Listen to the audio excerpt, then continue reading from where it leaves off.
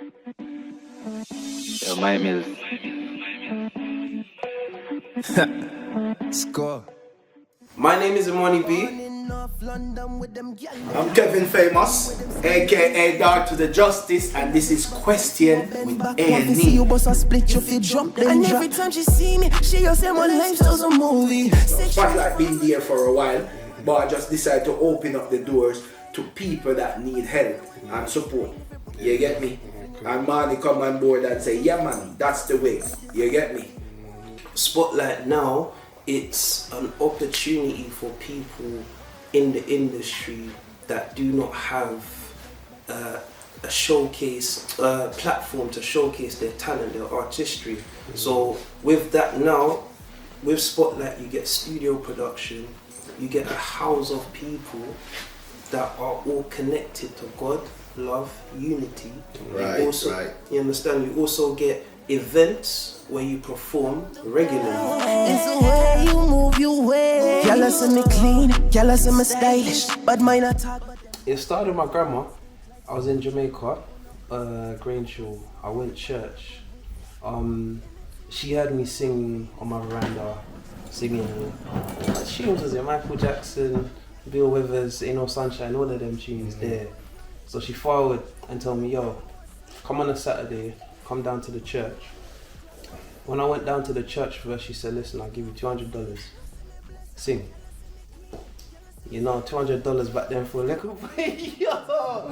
I can go shopping, get my little, couple sweets and things. So I've done that now. And after I felt the reaction from the church, I knew that singing was my calling. Because in everything I've done in life, I've never felt that energy resonate back with me.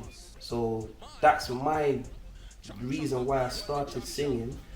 I was always in music.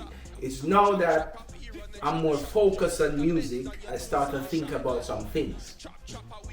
Give a scenario, because I find myself in a couple of places. I remember when I was young, probably in about grade 5 or so, grade 4 back home. You get me? I have a fight. Them time, I didn't know about them things. We have a talk about tape deck days. You get me? Cassette deck days. Man, I never know about them things there. You get me? Some people now come and see 1 and 2 people bring back the boombox for a show. You get me? Yeah, and they have the trolley as well. Yeah. So, mommy used to have the big boombox. I'm go school one day and I fight. You get me?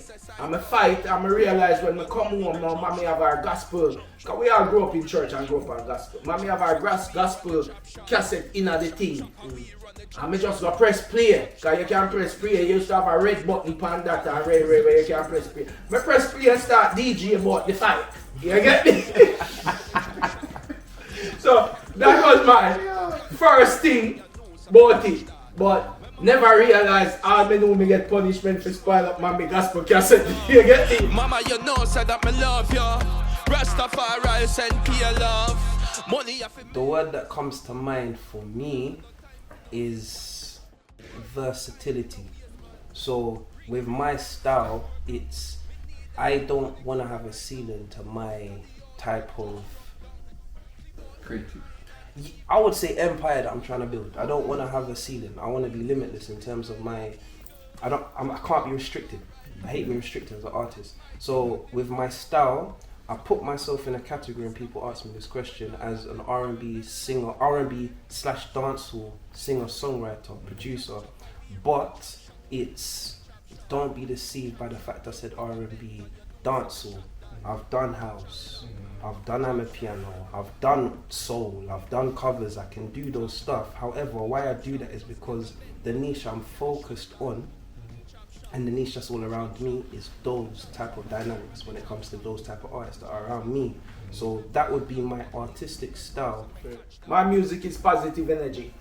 Whichever direction me I take it, even if me I talk about the girls that me I talk in a positive way. If me I talk for get me is a go-getter, so me always I talk about get your game up and get your money up. You get me? Even me I do bad man tune, me I teach badness. You know what me I say? Because me is a teacher. You get me? So, me always I teach positiveness throughout the message. Yes, what me I say, because I believe in a God and love. Yes, what me I say, love yourself in order for people to love you. So, no matter what, I always I preach love in my things them. Yes, what me I say, self-love is very important. Now, I am a Jamaican, so no matter what genre of music me do, me a Jamaican and Jamaican music me do. Yes, what me I say. Count a million, or what I feel for you. Our lives are sinking. I would say O2. I used to do a lot of performances back in the day, but I never really understood my sound and I never really felt freedom. So now, doing those type of caliber of shows, I've started to understand it's not just about me as an artist, it's about having a community of people that can outperform you, back you up. What's it called? When you're performing, somebody's on the talkerphone and they're saying your words, so stabbing your words, all of that comes together and enhances not just your artistic career but everyone else's together. And that's why I enjoy the O2, because there's no restriction.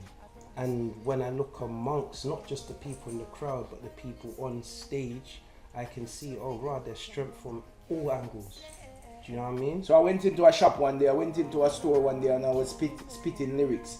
And they're like, yo, you know you should try out X Factor. And I'm like, nah man, X Factor is not my thing. You get me? And they said, Ray, I said, yeah, I do music still and everything. And they say, are you on YouTube? And I say, yeah. And months, probably a year later, you get me? I step inside the shop and everybody in the shop was singing a song. You get me? And remember, I don't remember nothing about the conversation that we, and it take me like about a minute in the song to realize that it was my song, the people that sing. You get me? And I'm like, oh shit. Bless up, my respect. You get me? Didn't even overstand. You get me? You know that culture song now when me do when me say nothing never change. You get me? I step inside the place, and when me step inside the business place, everybody was like, nothing never change. Every day we get up now, it's still there. You get me? And it take me a minute in the song to realize it's my song, the people that singing that. You get me? So it wasn't a stage show or anything was like that. More intimate. It was more intimate. Heart so cold you could call me loveless. Keven famous. My early influences was Chris Brown, Stevie Wonder, Bill Withers.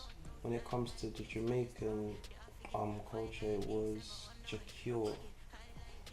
Those people, and Michael Jackson, I can't leave him out. So those people, they've shaped not just my career yet, but they've created the foundation for where I'm heading and to also what I sound like. Because with upbringing, it's the early stages of what you learn is what you become. So with me, I've all listened to R&B soul music, and then sometimes when I want to dance and vibe and stuff like that, I'll listen to the Michael Jacksons with Thriller and all kind of. I used to be a dancer before I started singing, so when it came to the dancing side, I would always just dance anywhere, everywhere. But when it came to the singing side, I said, which one am I going to focus on, dancing or singing? So I used that to kind of enhance. Okay, cool. I don't want to do both. I could do both, but I don't want to do the gimmicks thing. I just want to kind of focus. If I'm a singer, I want to stand in one spot and captivate the whole crowd just based off my voice. I don't want all the extras. Don't need it. So those people enhanced my confidence, my artistic direction as well, that I would like to go and match. Black music on a whole, right across the board, influenced me from a very young age. I just love music. You get me a Wolper song. You get me a Wolper female song. Like, cause me I come from the days of like, mommy used to listen to Dolly Parton, Tina Turner, Kenny Rogers. You get me? There's so much. You get me? Lucky Dubé from Africa. There's so much. You get me? There's too much blood. But therefore, obviously, You get me? Grew up on the street. I know the street now, so you have a talk about you have a talk about the DMX, the Snoop Dogg, you get me? The Bounty Killer, you get me? All of the Jamaican 80s dancehall artists. You see what I say? Dennis Brown, friggin' there's too much. There's too much, bro. Everybody me influencing a lot of music. You see what I say?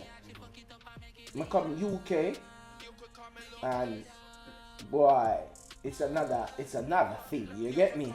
And there's so much tune that influence me.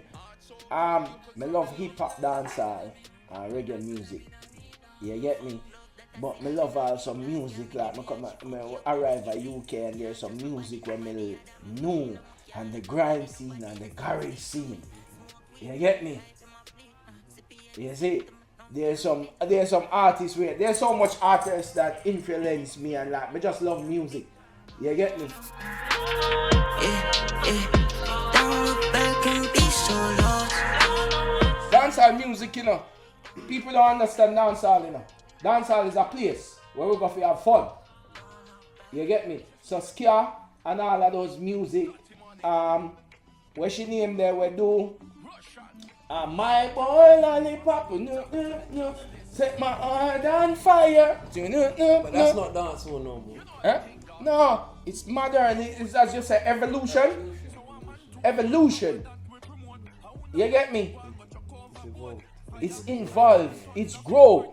But so, dancehall where we used to have that place where we go to hold a vibe. That's dancehall. But the word now become commercial. You get me?